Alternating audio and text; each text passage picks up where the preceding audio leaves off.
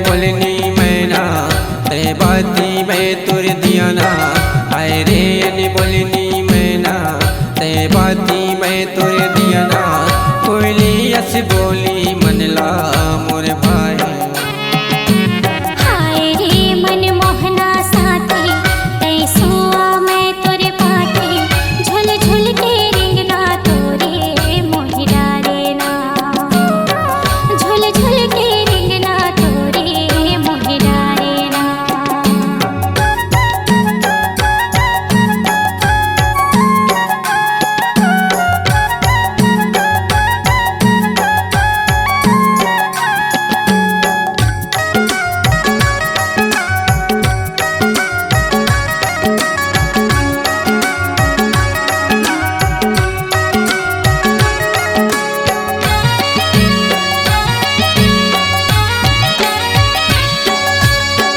छिन छिन सपना माया गोरियो। माया के बंधना में बांधे डोरियो। तुरसता बोलाया नहीं कछु सुहावे। नहीं कछु सुहावे दीवानी बसतानी दिल मोहनी धोखा धन देवे। दीवानी बसतानी मन मोहनी धोखा धन देवे। हाय रे मन मोहना साथी तै सुआ मैं तुर पाके। झुल झुल के रिंगना मनला मोहि डारे ना। झुल झुल के रिंगना मनला मोहि डारे ना।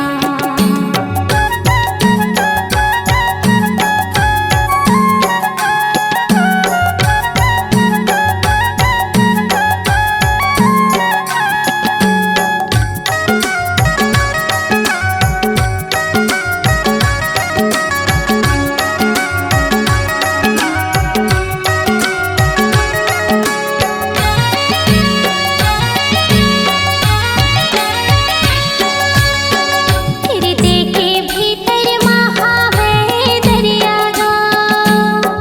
तोला बसायो माया के कुरिया माँ। एक दिन आवे मोरे अंगना रसता देखत हो सजना। रसता देखत हो सजना। दीवाना मन मोहना मस्ताना धोखा झने देवेगा।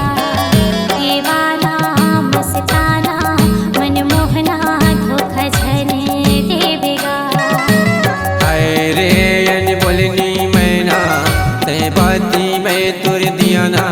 हाय रे बोलनी मैना ते बाती मैं तुर दिया ना। कोयली यस बोली मनला मोर भाई। हाय रे मन मोहना साथी तै सुआ मैं तुर पाके। झुल झुल के रिंगना मनला मोहि डारे ना। झुल झुल के रिंगना मनला मोहि डारे ना। कोयली यस बोली मनला मोर भाई। झुल झुल के रिंगना मनला मोहि डारे ना। कोयली यस बोली मनला